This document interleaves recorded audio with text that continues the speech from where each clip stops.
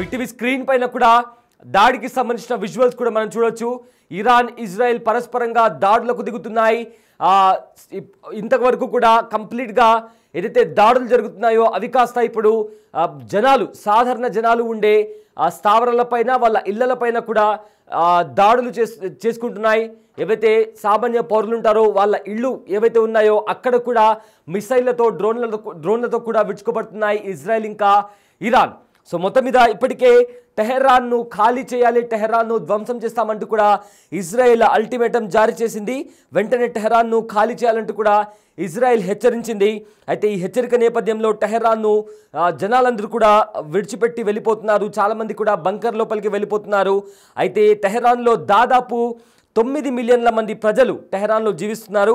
అయితే ఒక్కసారిగా నగరాన్ని అందరూ ఆ సిటీని కూడా అందరూ వదిలిపెట్టి వెళ్తూ ఉండడంతో అక్కడ కాస్త గందరగోళ వాతావరణం కూడా ఏర్పడింది. మరోవైపు టెహరాన్లో మసీదులు అదేవిధంగా స్కూల్స్కి సంబంధించి కూడా చాలామంది అక్కడ ఎవరైతే జనాలు ఉన్నారో స్కూల్స్లలో అదేవిధంగా మసీదులలో కూడా అందరూ అక్కడ సేఫ్గా ఉండాలని కూడా ఇప్పటికే ఇరాన్ కూడా ప్రకటించింది. అయితే ఇజ్రాయెల్ వైపు కూడా ఇరాన్ మిసైళ్లతో విరుచుకోబడుతుంది, భారీ ఎత్తున మిసైళ్లతో ప్రయోగం చేస్తుంది.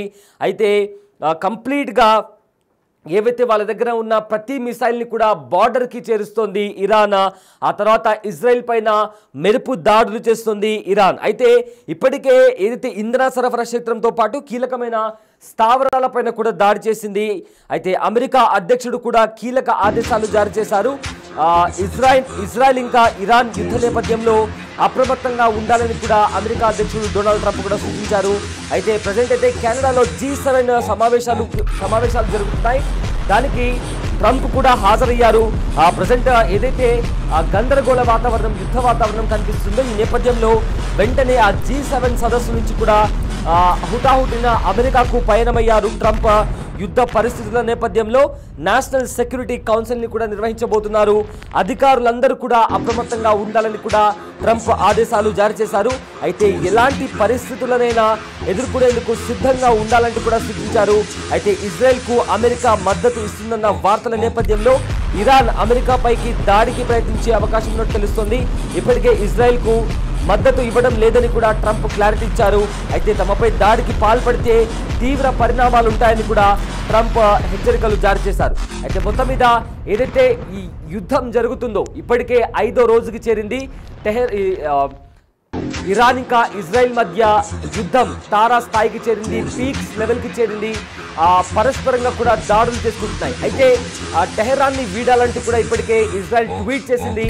ఆ ట్వీట్కి సంబంధించి కూడా వాళ్ళు చాలా స్పష్టం చేశారు. అయితే డొనాల్డ్ ట్రంప్ కూడా ఒక ట్వీట్ చేశారు.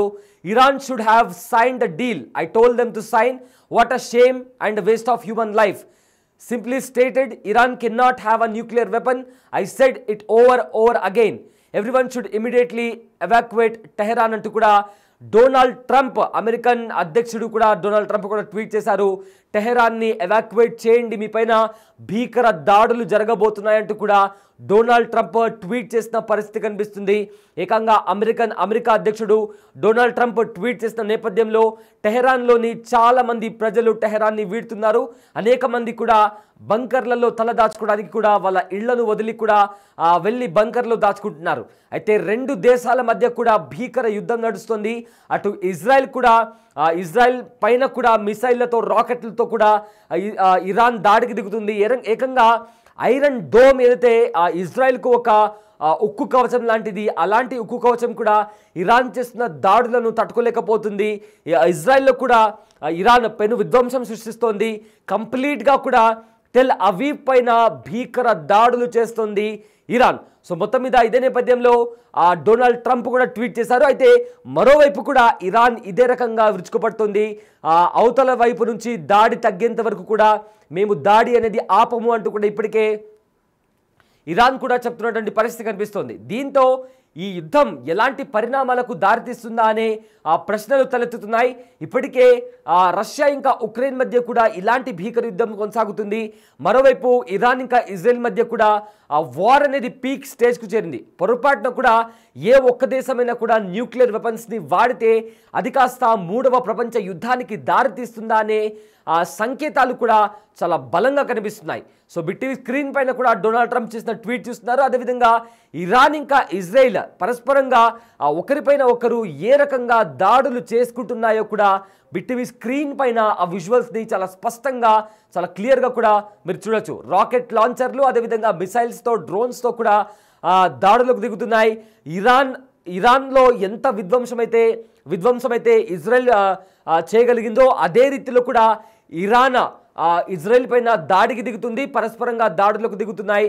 అదేవిధంగా అదేవిధంగా ఇరాన్ కూడా ఇజ్రాయెల్కు వార్నింగ్ ఇచ్చింది. ఎవరైతే గాజా అదేవిధంగా పాలస్తీన్లో నాన్ పాలస్తీన్స్ ఎవరైతే ఉన్నారో వాళ్ళు కూడా వెంటనే ఖాళీ చేసి వెళ్ళాలి అంటూ కూడా ఇరాన్కి సంబంధించిన ఆర్మీ వాళ్ళు కూడా చాలా స్పష్టంగా వార్నింగ్ ఇచ్చారు. సో దీంతో ఏం జరగబోతుందా అనే ఒక హై టెన్షన్ వాతావరణం కనిపిస్తోంది. ఎందుకంటే G7 సదస్సులో ట్రంప్ పాల్గొనడానికి కూడా వెళ్ళారు, కానీ హుటాహుటిన ఆయన తిరిగి మళ్ళీ అమెరికాకి వచ్చేశారు. సో దీంతో ఏ క్షణమైనా భీకర దాడులు అనేవి మరింత తీవ్రతరం అయ్యే అవకాశం కనిపిస్తోంది.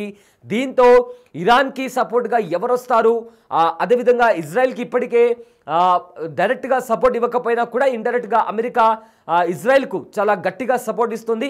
సో దీంతో ఈ యుద్ధం అనేది ఇతర దేశాలకు పాకుతుందా అనే చర్చ మొదలైంది.